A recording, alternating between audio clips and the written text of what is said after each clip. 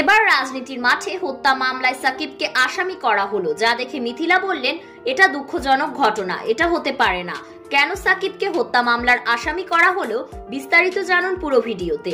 জুলাই আগস্টে দেশে চলমান ছাত্র জনতার আন্দোলন নিয়ে কিছু বলতে দেখা যায়নি বাংলাদেশের ক্রিকেটের পোস্টার বয় সাকিব আল হাসানকে। এ নিয়ে সাকিব ভক্তদের ক্ষোভ কাজ করে। 23 আগস্ট শুক্রবার জানা গেল সাকিব আল হাসান গার্মেন্টস কর্মী রুবেল হত্যা মামলার আসামি। ঢাকার আদাবর থানায় গত বৃহস্পতিবার রুবেলের বাবা রফিকুল ইসলাম বাদী হয়ে মামলাটি করেছেন। মামলায় সাকিবকে 28 নম্বর আসামি দেখানো হয়েছে।